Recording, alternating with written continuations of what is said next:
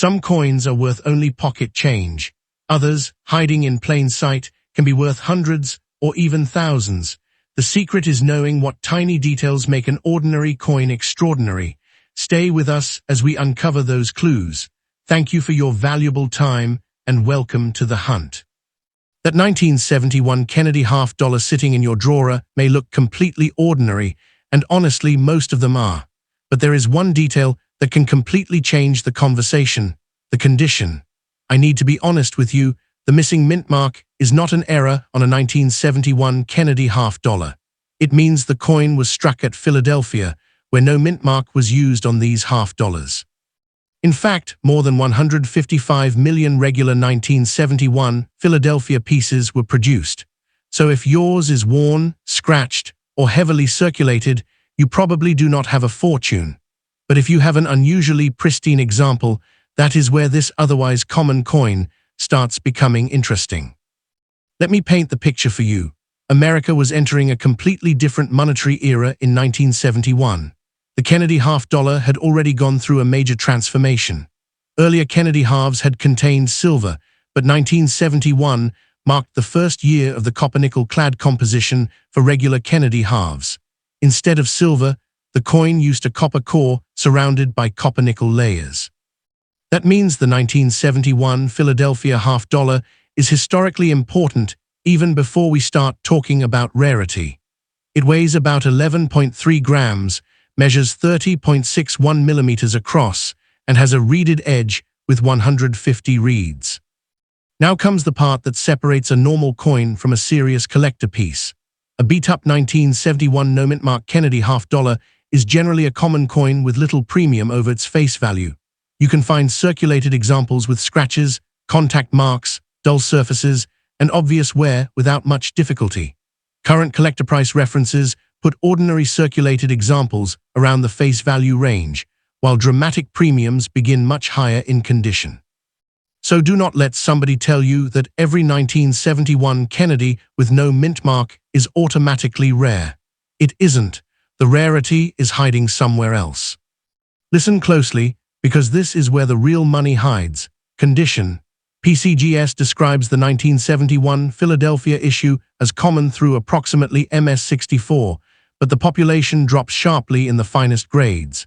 MS65 examples become harder to locate, MS66 pieces are scarce, and MS67 examples are extremely difficult.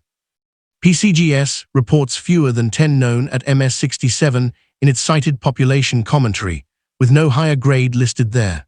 One MS67 example has even recorded a $2,900 auction result. That does not mean your coin is worth $2,900. It means a certified top-grade example can occupy an entirely different collecting category from the ordinary coins found in circulation. Your field protocol is simple. First, do not clean it, do not polish it, do not rub the surface with a cloth. A coin that looks brighter after cleaning can actually become less desirable to serious collectors. Place the Kennedy under strong neutral light and hold it by the edges. Start with the highest points of Kennedy's portrait. Look at the hair, cheek, jaw, and the details around the ear. Then move to the lettering.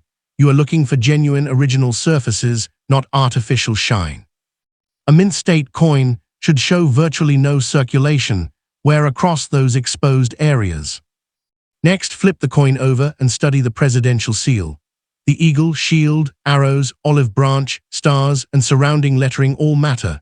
With a 5x to 10x loop, inspect the fields between the design elements. Tiny contact marks can separate an attractive uncirculated coin from a truly elite specimen. This is especially important because a coin can look fantastic to the naked eye while having enough small marks to prevent a very high grade. Remember, you are not simply searching for an old coin.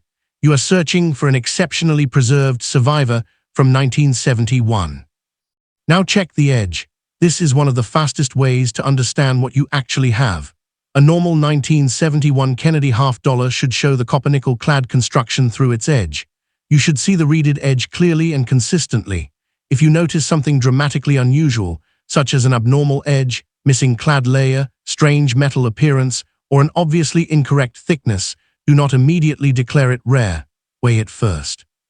A genuine 1971 Kennedy should be around 11.3 grams. Use a digital scale accurate to at least 1/100th of a gram, then compare your measurement with the expected specification. And here's another trap collectors fall into. They see the words "no mint mark" and assume something went wrong at the mint. Not here. Philadelphia simply did not place a mint mark on these 1971 business strikes. Denver produced the enormous 1971 D issue, while Philadelphia's regular issue carried no mint mark. So if you have 1971 and nothing underneath the date, that is exactly what you should expect. In other words, the absence of a letter is normal. The unusual part is finding an extraordinary example of the normal coin. Now take your magnifying glass back to the date. Examine every digit in 1971 for signs of doubling. Genuine doubled dies can show distinctive separation or spread in the design, but random scratches, machine doubling, die deterioration, and damage can create misleading shapes. Do not confuse a flat shelf-like appearance with a true doubled die. If you think you have something unusual, photograph the area under magnification and compare it against trusted variety references before assuming you have discovered a major error. Then inspect Liberty and the lettering around the coin. Look for strong, consistent design details rather than isolated shiny spots. The goal is to determine whether the coin has true mint state surfaces. If the coin has friction across the highest points, it may already be circulated. If the surfaces remain untouched and the coin still has its original luster, you have a much more interesting candidate. The difference between old $half and high-grade collectible can come down to details most people would never notice. There is another reason collectors pay attention to this particular year. 1971 represents the beginning of the regular copper-nickel clad era for Kennedy halves. The change was not cosmetic. It reflected a major transformation in United States coinage. Silver had disappeared from the regular $half production, and the Kennedy series moved into the same basic clad era that collectors would see for decades afterward. So even though the 1971 Philadelphia coin is common, it marks a genuine turning point in the story of the denomination. Now imagine two 1971 no-mint mark Kennedy halves sitting side by side. The first has been carried in pockets, dropped onto counters, scratched by other coins, and handled for decades. It is interesting but ordinary. The second looks almost frozen in time. The fields are clean, the luster is powerful, the details are sharp. There is little or no evidence of circulation. Suddenly, the same date and same mint become much more important. This is why experienced collectors never judge a coin from the date alone. They judge the complete package: strike, surfaces, luster, marks, preservation, and ultimately certified grade. If your coin appears unusually clean, resist the temptation to celebrate too early. Take clear photographs of both sides under angled light. Record the weight. Measure the diameter if possible. Inspect the edge. Then compare your observations with professional references. If the coin genuinely appears to be in exceptional condition, certification can become worthwhile because a professional grading service can determine whether it belongs in the high-grade population. A rare-looking coin without authentication can be difficult to value accurately, especially when the difference between a very nice coin and an elite coin is microscopic. I also want you to remember something important about the famous high auction results. They belong to specific coins in specific grades, not to every 1971 Kennedy $half. The documented $2,900 result for an MS-67 example shows the potential of an exceptional specimen, but it should never be used as a blanket value for the entire issue. The vast majority of 1971 Philadelphia halves are nowhere near that category. That distinction is exactly what keeps a treasure hunting channel honest, and it is what separates serious collecting information from internet hype. So before you throw that old Kennedy $half into a pile of ordinary change, give the 1971 no mint mark piece one serious inspection. Confirm that the absence of a mint mark is normal. Check the weight and edge.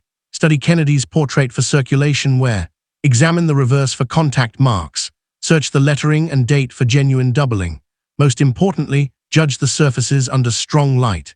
If it is worn, enjoy it as a historic first-year clad Kennedy. If it is pristine, preserve it carefully and investigate further. You may not be holding a jackpot, but you could be holding a coin far more interesting than its face value suggests. And that is the real secret of the 1971 Philadelphia Kennedy $50. The treasure is not hidden because the mint forgot a letter. The treasure is hidden because millions of ordinary examples were made, while only a tiny fraction survived in truly elite condition. That is the kind of rarity that can fool the casual collector and excite the experienced one. So check your old rolls, inherited collections, coin jars, and forgotten drawers. But use your eyes, your scale, and your loupe before making any big claims. But hold on tight, because what's coming next is even more jaw-dropping. The next coin left collectors scrambling. Let's move on to our second coin.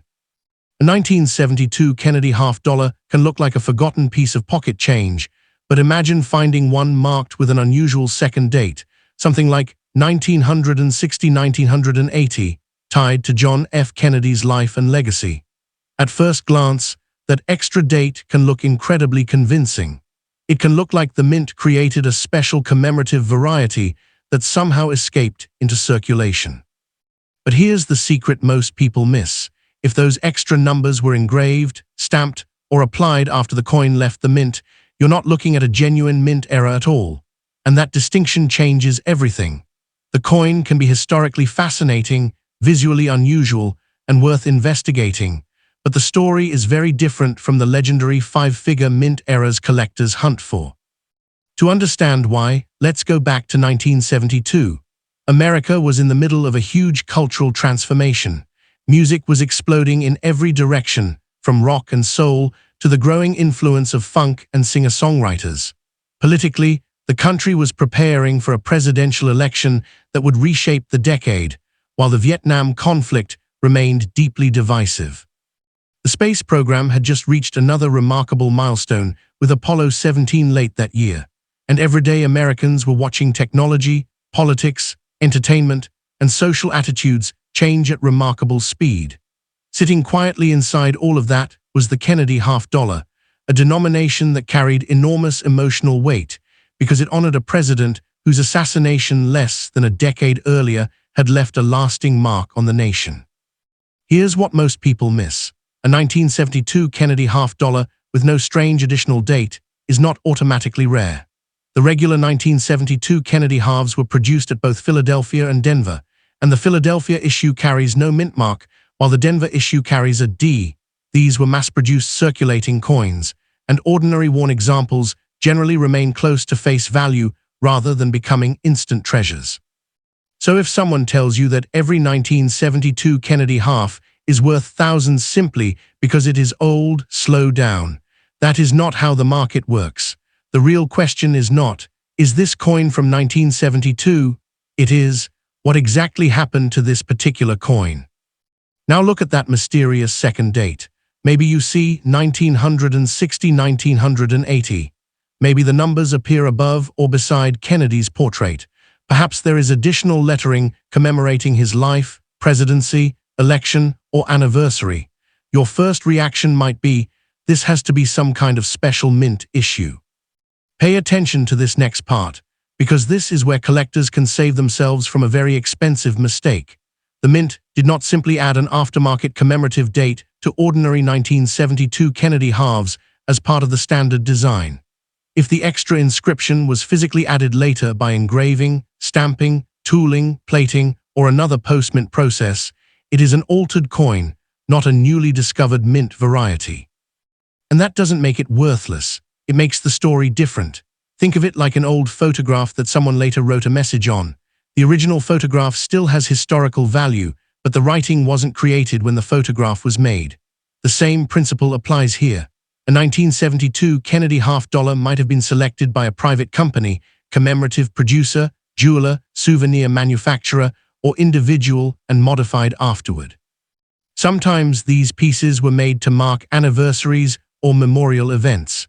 Sometimes they were sold as novelty collectibles. Sometimes the history behind the alteration can be more interesting than the metal itself. Now here's where it gets interesting. Suppose the coin has been plated with another metal. Maybe the surface looks unusually bright, golden, silvery, or dramatically different from a normal copper-nickel clad Kennedy. A casual collector might see that unusual color and immediately think, rare composition error. But color alone proves nothing.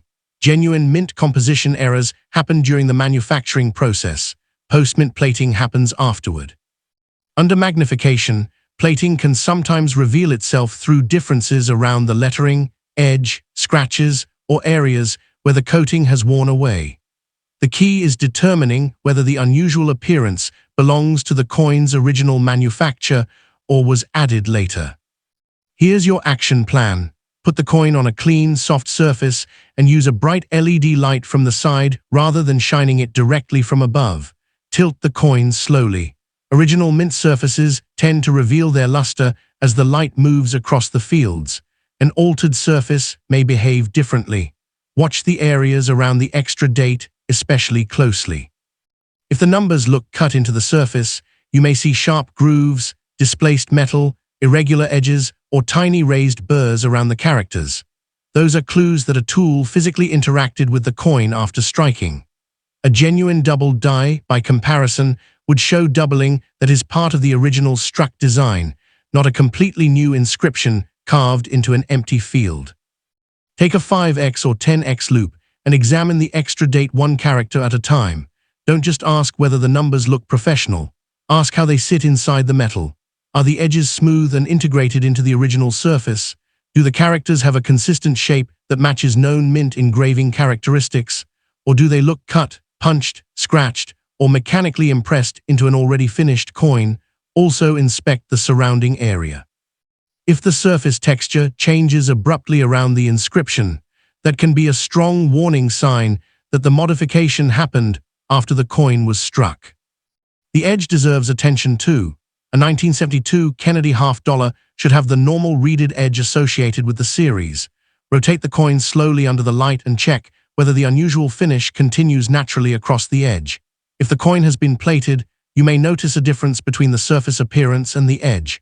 Look for coating buildup around the reeds or small areas where another color appears underneath. Don't scrape the coin to test it. Don't use chemicals. And absolutely don't polish it. You could destroy evidence that helps identify how the alteration was made. Now let's talk about the supposed jackpot. If you're imagining that an engraved 1960-1980 inscription automatically turns a common 1972 Kennedy half into a 5-figure rarity, that's where the story needs to come back down to earth. A post-mint engraving is not the same thing as a major mint error. It normally does not carry the enormous premiums associated with authenticated doubled dies, major planchet errors, or other legitimate mint-produced abnormalities. In many cases, an altered coin may trade for little more than its base value. Sometimes with a modest novelty or commemorative premium, if collectors find the particular piece interesting. But there is an important exception to that idea: provenance. Here's something that can make an altered coin genuinely fascinating. If you can establish who created it, why it was created, when it was produced, and how it was distributed, you may have something more than a random modified $50. Imagine discovering that your coin was part of a documented commemorative issue made for a specific Kennedy anniversary. Suddenly, the coin has a story.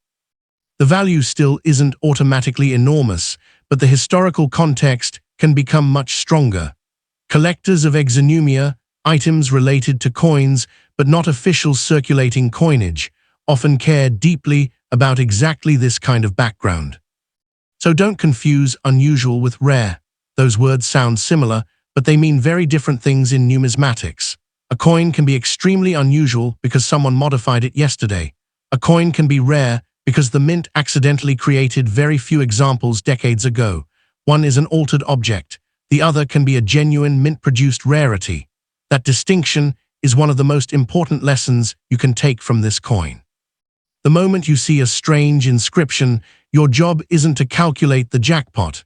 Your job is to determine when, where, and how that inscription got there. There is another simple test you can perform without touching the surface. Compare the unusual coin with a normal 1972 Kennedy half-dollar under identical lighting. Study Kennedy's portrait, the lettering, the fields, and the edge. Then compare the color, reflectivity, and surface texture. If the mystery coin has a noticeably different finish everywhere, plating becomes a possibility. If only one small area has unusual lettering, engraving or stamping becomes more likely. If the strange feature appears perfectly integrated into the original design, then you need a closer examination and possibly professional attribution before drawing conclusions. And remember, a genuine mint error has to originate at the mint. That is the fundamental rule. If someone takes a normal Kennedy half, engraves a commemorative date into it, adds decorative lettering, plates it with another metal, or otherwise modifies it, the alteration happened after the coin's original production. It may be collectible, it may be historical, it may even be an interesting piece of exonumia, but calling it a mint error would be misleading. This is exactly why professional graders and experienced collectors examine physical evidence instead of relying on dramatic descriptions printed on packaging or auction listings. If you believe your 1972 Kennedy half has something genuinely unusual, photograph both sides before doing anything else. Take close-up images of the extra date, the surrounding field, Kennedy's portrait, the reverse, and the edge. Record the weight with an accurate digital scale. Compare the diameter with the standard specification. Then document exactly what you see under magnification. If the coin appears to have a legitimate mint-produced anomaly rather than an aftermarket modification, professional authentication becomes the next sensible step. Certification won't magically make an altered coin into a mint error, but it can help establish what you're actually holding. And there's something strangely satisfying about that conclusion. The coin doesn't need to be a five-figure jackpot to deserve your attention. A 1972 Kennedy half-dollar carrying a commemorative double date can tell a story about the way people continued to remember Kennedy, the culture of coin collecting, and the market for privately produced souvenirs. The mistake would be assuming that the strangest feature must also be the most valuable one. Sometimes the real treasure is figuring out the mystery. Was it struck that way? Was it engraved later? Was it plated? Was it part of a commemorative production? Those questions are where the investigation begins.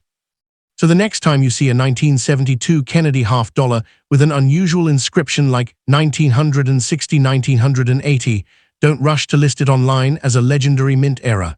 Put it under the light. Grab the loop. Study the edges of those extra characters. Look for displaced metal, tool marks, plating clues, and differences in surface texture. Compare it with an untouched example. If the evidence points toward post-mint alteration, you've solved the mystery, and that's far more useful than believing an exciting story that the coin cannot support. And if the evidence suggests something genuinely produced during the minting process, then you've got a completely different investigation on your hands. Now don't go anywhere just yet. The story gets wilder from here. The next coin is a true sleeper hit. Let's move on to our third coin. The 1974 Kennedy half-dollar with no mint mark looks like the kind of coin most people would spend without a second thought. But there is a reason collectors keep pulling this date out of old collections and putting it under a loop. The Philadelphia issue was produced without a mint mark, and millions were struck, so the ordinary example is not a hidden fortune. The real question is whether your coin carries a feature that separates an everyday half-dollar from a serious collectible. This blew my mind when I first found out. Sometimes the difference isn't visible until you change the angle of the light and start examining the smallest details on the surface. Picture this for a second. It is 1974, and the country is watching the Watergate scandal dominate the headlines. Richard Nixon is still president, but political pressure is mounting. The energy crisis is affecting everyday life, while inflation is becoming a growing concern. At the same time, technology and popular culture are moving rapidly forward. The Kennedy half-dollar, less than a decade old, is already an established part of American coinage. But the 1974 issue represents another chapter in the transition away from the silver era. The regular circulation half-dollar was copper-nickel clad, and the Philadelphia version carried no mint mark. Now open the cold case file. The ordinary 1974 Philadelphia Kennedy half-dollar is not rare simply because it has no mint mark. Philadelphia produced the coin without a mint letter, exactly as expected. A worn example with scratches, circulation wear, and dull surfaces generally stays around face value, sometimes with a modest premium depending on condition and buyer demand. That is the baseline. If somebody tells you the missing mint mark itself makes the coin worth thousands, stop right there. The absence of a mint mark is normal. The investigation only gets interesting when we find something the mint wasn't supposed to produce. Here's the detail that separates a dollar from a fortune. The 1974 Kennedy half-dollar has a famous double-die variety that collectors specifically watch for. The important area is the lettering, particularly the obverse inscriptions. On a genuine double die, portions of the design show a second impression created during the die-making process. This is fundamentally different from a coin being struck twice or developing random damage after leaving the mint. The doubling has to be part of the die itself, and the strongest examples can show clear separation in letters and numbers. That distinction matters because the coin world is full of false alarms. Machine doubling can flatten and spread the edge of a letter, creating something that looks doubled to the naked eye. A scratch can create a second line. A dent can distort a digit. Even lighting can create shadows that appear like extra lettering. Your inspection checklist looks like this. Start with a clean, unaltered surface, use a 5x to 10x jeweler's loupe, and illuminate the coin from a low angle. Don't chase every strange mark. Look for consistent, raised separation that follows the design in a way ordinary damage cannot explain. Start with the date. Move the light slowly across 1974. Examine the tops and sides of each digit. Then move toward Liberty and In God We Trust. You're looking for evidence that the design itself carries genuine separation. On a true double die, the extra design element should make structural sense. It shouldn't look like a random gouge crossing the surface. Photograph anything suspicious using a phone camera with the lens close to the loupe. Then compare your images against verified references rather than relying on a social media post claiming that every blurry line is a double die. Now flip the coin. The reverse deserves the same treatment. Examine United States of America, half-dollar, the eagle, shield, arrows, and olive branches. Study the lettering under consistent lighting. You're trying to establish whether the unusual feature belongs to the original strike or whether it is damage. A genuine mint variety tends to repeat logically across the same design elements. Damage tends to be isolated, irregular, and unpredictable. That is the kind of forensic distinction professional numismatists make every day. But there is another case file worth opening, the missing clad layer. The 1974 Kennedy half-dollar was produced using a copper-nickel clad construction, so an authentic missing clad layer error can create a dramatically different appearance. One side may reveal a copper-colored surface where the outer layer is absent. That can look spectacular. But here's the catch: color alone is not proof. Environmental exposure, chemical treatment, polishing, heat, and aftermarket alteration can also change a coin's appearance. You need physical evidence, not just a strange color. This is where your scale becomes important. A normal 1974 Kennedy half-dollar should weigh approximately 11.3 grams. If you discover a coin that is dramatically lighter than expected, don't immediately celebrate. First, verify your scale, make sure the coin is clean of debris, and compare it against a known normal example. Then, inspect the edge. A missing clad layer error may reveal clues along the affected area, while ordinary damage or chemical alteration can produce completely different surface characteristics. Never scrape, file, or test the metal with destructive methods. The coin itself is the evidence. Now let's talk about the condition trap. A normal 1974 Kennedy half with strong original luster can be more desirable than a heavily circulated example, but a beautiful appearance doesn't automatically create a rarity. Under a loupe, look for hairline scratches across the fields, contact marks on Kennedy's cheek and jaw, and friction on the highest points of the design. Then tilt the coin under the light. Original mint luster should move naturally across the surface. If the shine looks flat, mirror-like, or strangely uniform, investigate further. cleaning can destroy the very surface qualities collectors want. This blew my mind when I first found out about how much grading can change the conversation. Two coins can share the exact same date and mint designation, yet one can remain a face value piece while another becomes a serious auction candidate because of preservation or a verified error. That's why professional auction prices should never be copied onto every coin of the same year.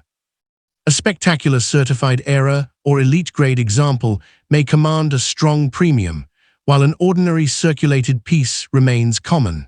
The grade, variety, and authenticity all have to line up.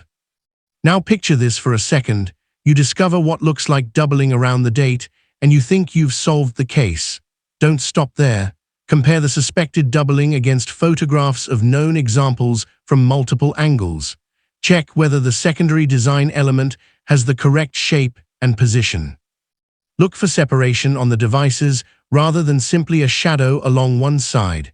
If the feature doesn't match documented diagnostics, treat it as suspicious rather than valuable. In coin collecting, refusing to jump to conclusions is often the smartest move you can make. Your inspection checklist should now include 5 separate questions. Is the missing mint mark normal for Philadelphia? Are the suspected double details actually part of the die? Does the coin show evidence of a missing clad layer? Does the weight support the theory? And finally, are the surfaces original? Write down your observations, take photographs, record the weight, compare the diameter and edge with a normal specimen. This turns a casual treasure hunt into an actual investigation. And here's where the case can move from your kitchen table to a grading room. If the coin shows a potentially genuine doubled die, major off-center strike, unusual planchet problem, or convincing missing clad layer error, professional authentication becomes worthwhile.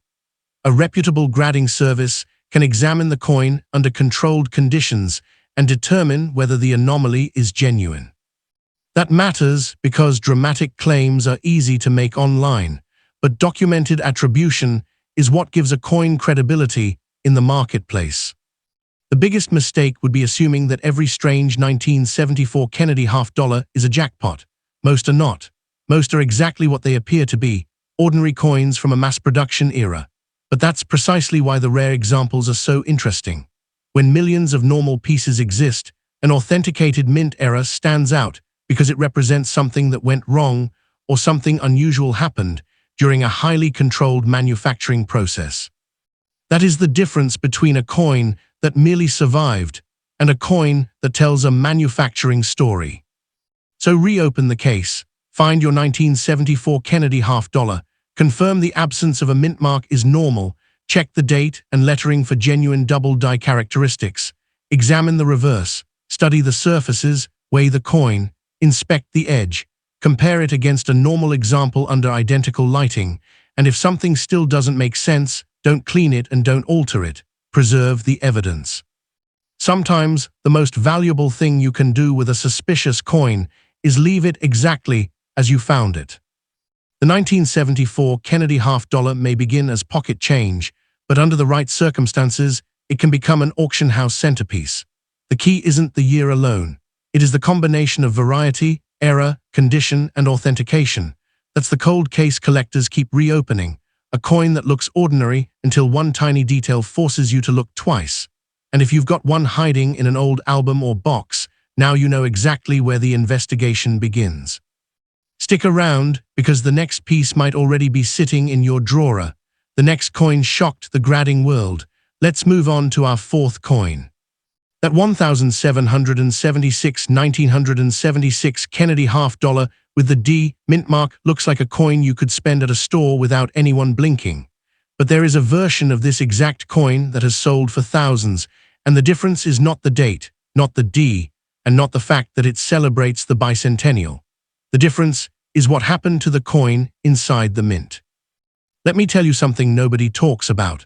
The ordinary 1976 D Bicentennial half is extremely common, with a mintage of 287,565,248 pieces. But rare mint errors can turn one of these familiar coins into a serious collector target. Close your eyes and imagine America in 1976.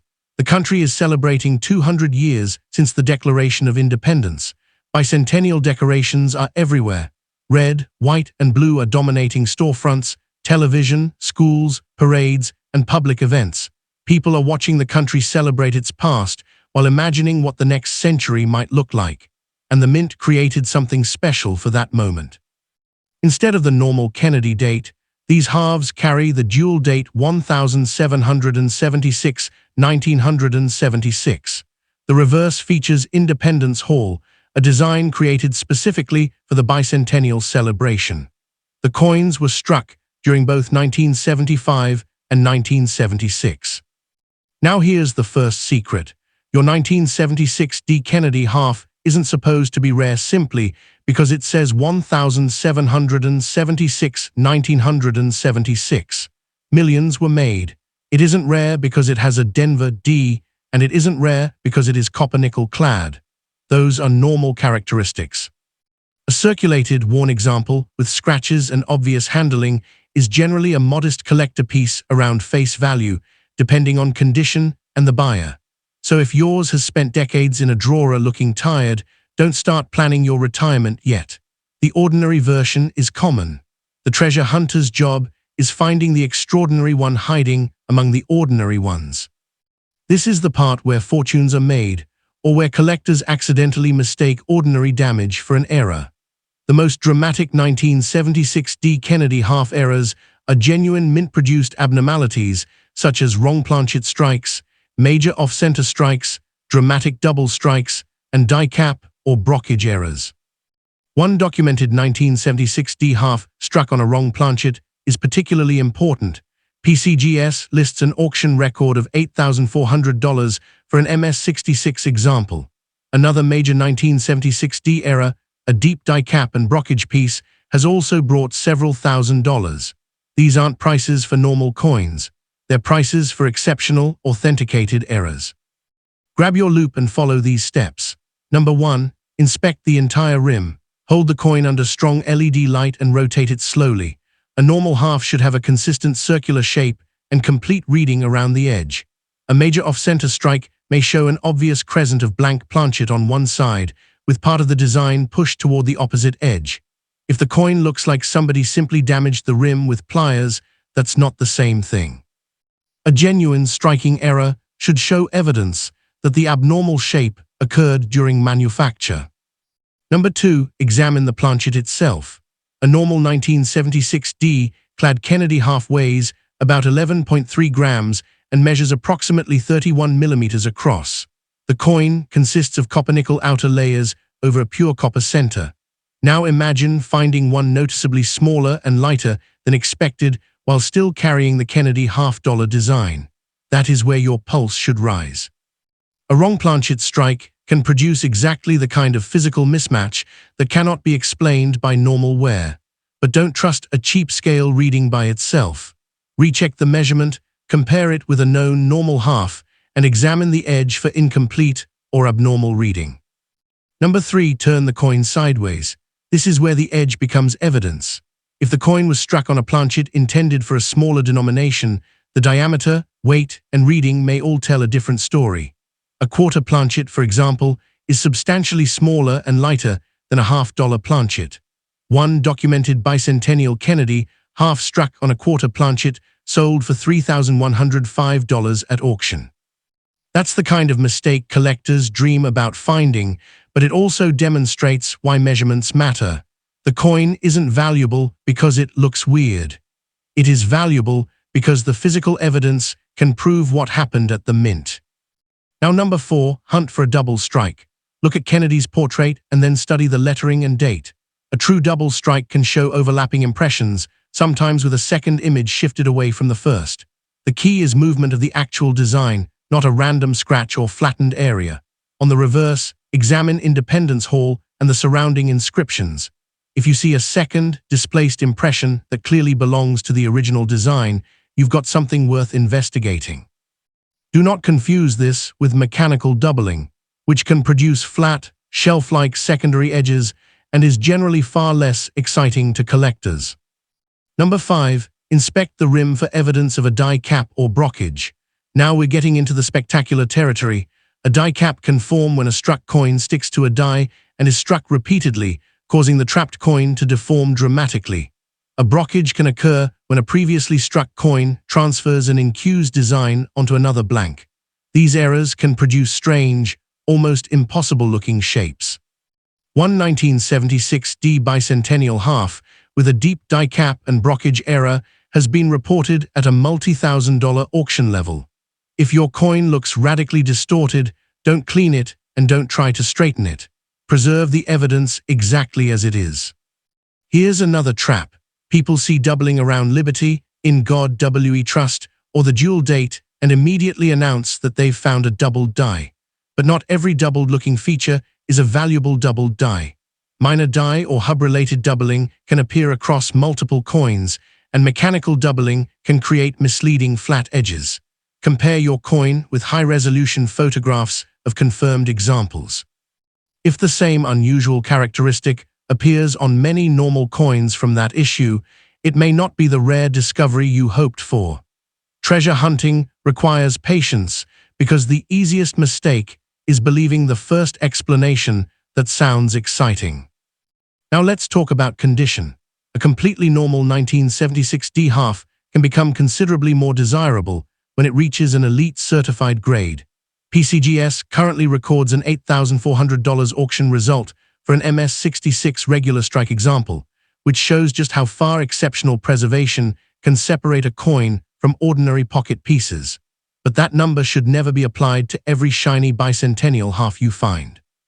Most have marks, contact damage, or other imperfections that keep them far below the finest levels. The lesson is simple. Shiny does not automatically mean rare. Certified grade is a different game. Here's your home test for condition. Place the coin beneath a single bright light source. Do not rub it. Do not polish it. Hold it by the edges. Slowly tilt the obverse and watch the luster move across the fields. Then inspect Kennedy's cheek, jaw hair, and the open fields around the portrait. Tiny contact marks matter enormously at high grades. Flip the coin and repeat the process around Independence Hall, the lettering, and the open areas. A coin can look flawless from 3 feet away and reveal dozens of microscopic marks under a loupe. Now look at that D. The Denver Mint mark itself isn't the jackpot. It simply identifies the mint where this enormous bicentennial issue was produced. What matters is whether something went wrong during striking. Was the planchet wrong? Was the coin dramatically off-center? Did it receive a second strike? Did another coin transfer its design? Did a die cap form? Those are the questions that can transform this from a commemorative souvenir into a genuine mint-era specimen. And there is one more fascinating detail about these bicentennial halves. The mint struck the special design during both 1975 and 1976, even though every coin carries the same 1976 dual date. That means the date alone cannot tell you which production year your individual coin came from. Collectors use the context of the set or packaging to determine whether a particular example originated from 1975 or 1976 production. That's one of those tiny details that sounds insignificant until you start studying the series seriously. So here's your treasure hunter checklist. First, confirm the D is present. Second, weigh the coin. Third, measure the diameter. Fourth, examine the reeded edge. Fifth, search for major off-center movement. Sixth, inspect for genuine overlapping strikes. Seventh, look for dramatic die cap or brockage characteristics. Eighth, compare any suspected doubling against verified references. Ninth, photograph everything before touching the surface. And 10th, if the evidence points toward a genuine mint error, get professional authentication before believing any enormous valuation. The most important rule is the one that can save you from ruining the discovery. Don't clean the coin, don't scrape it, don't polish the fields, don't test the metal with chemicals, and don't try to improve a strange edge yourself. If the coin really is an important mint error, every original mark and manufacturing characteristic can be evidence. Leave it untouched, put it somewhere safe, document it, then let specialists determine exactly what happened. Because that's the real secret behind the 1976D Bicentennial Kennedy $50. The ordinary coin is common. The extraordinary mistake is not. Somewhere between those two extremes is the coin every treasure hunter wants to find, a piece that looks familiar until one physical detail completely breaks the normal rules. And when that happens, you're no longer holding a simple 50-cent commemorative. You're holding evidence of something that went wrong inside the mint, and collectors have proven they're willing to pay serious money for the right evidence. So before you spend that old 1976 Kennedy half, stop, turn it over, study the rim, check the weight, examine the edge, put the loop over the date and Independence Hall. Look for something that shouldn't be there, not something you wish were there. If you discover a major error, protect the coin and have it authenticated. And if all you find is a worn, ordinary Bicentennial half, that's okay too. You still own a small piece of the country's 200th anniversary celebration, but imagine, just for a second, that the next coin you pull from that forgotten drawer isn't ordinary at all. Imagine the second strike is there. Imagine the wrong planchet. Imagine the distorted die cap staring back at you. That's the moment a routine coin search becomes a treasure hunt. If this investigation helped you see your old coins differently, subscribe to the channel, hit the like button, and comment below with the most unusual 1976 Kennedy half you've ever found.